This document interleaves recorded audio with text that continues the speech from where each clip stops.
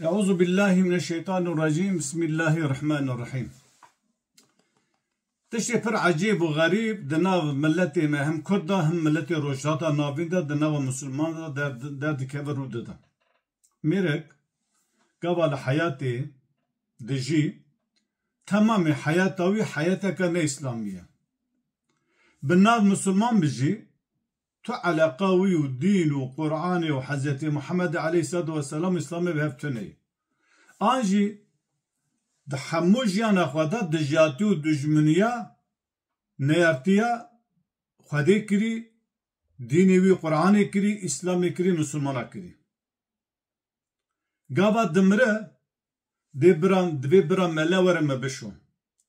Li dünyayê hayateka Firavunî, hayateka şeytanî, hayateka deccalî de jî gava dimire îdî ruhta nema bira we mele were me bişo êka mediyê xwe li gora İslamê defen bike, îcarê hinekî Xwedê giravê kesê Kurdperwer jî bira melê me bi kurmancî qise bike.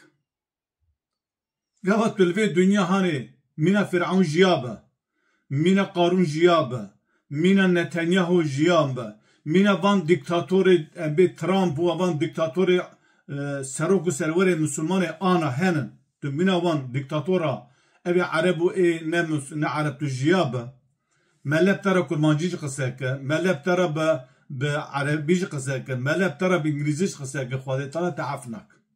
Lewra di dünyayê de divê tu li gora viya bijî. Tu li dünyayê dijatiya dijmeniya viya dike, hayata te tev bê İslamê, îcab nake tu bi devê xwe dijatiya İslamê bike. Gava hayata te jiyana te ne jiyaneke İslamî bû, ava tu dijminê Xwedê Teala'yê. Te qanûn nîzamê Xwedê bicihîştî, tu li gora qanûn nîzamê heva û hewesa dirê xwe şeytan dijî. Gava tu dimire şima mele were te bişo. Yani tu mele layıqê heşa xelsa dikir, gudarî dikir, pêşî û paşa xwe dibîne.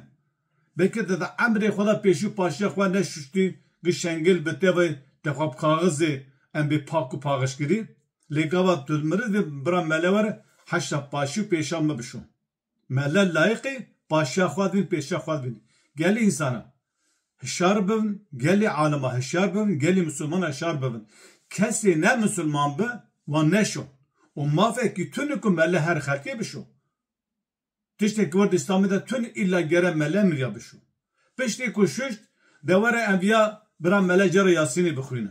Yasîne çi dixwîne? Yani tel dünyayê heta sabit û dijî viya te kar kir, temamî fiyal û emelê te dijî viyayê, gava tu dimire em li gora İslamê defen bik. Tiştekî wisa tune.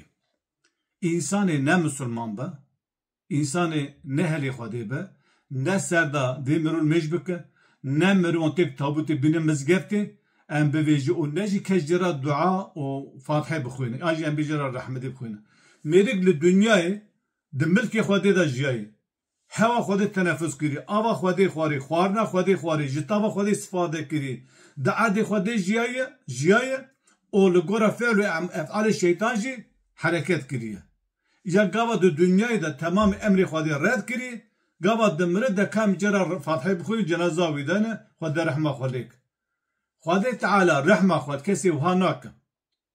Yani Xwedê Teala di vê Qur'an de behs kirî, kesê ku îmanê bi Adem heta Hezretî Muhammed bi temamê kitêba dayê Qur'anê neyne li gora viya ne jî ew kesa esfele safilîne ne ehlê Xwedê Teala'yê û tu jera hezar xitmê derxe ne jera Qur'anekî bixwîne, hezar xitmê tu her sal jera dewra salê bixwîne, tu her sal dêla wê de her hecî jî tu her sal dêla wê de zekat tê bide, dîsa li cem Xwedê Teala bi qasî misqalê zerre mekbûl û muteber nine.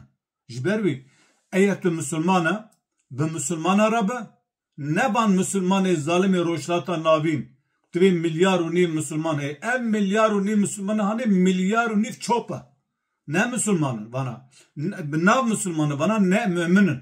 Vana teslîmê pera bûne, teslîmê em bê post bûne, teslîmê meqam û mewqe bûne, teslîmê em bê quwetê bûne. Vana zalimin, zordarin. Ji rêz û çepera van Müslümanê İslamî nezan derbikeve, li gora dînê Xwedê vê Qur'anê bixwînin, fehm bike, li heyda xwe tetbîq bike, da ku Xwedê Teala hem duayê te qebûl ke, هم جی خیرت قبول که هم جی تتک جنت خوا آنا تو بتنی بناوی مسلمانتی تو تر اسفل سافلینه لی تو های جی خوا تو نه تو زراره که مزنده که لدینی خوا بزبره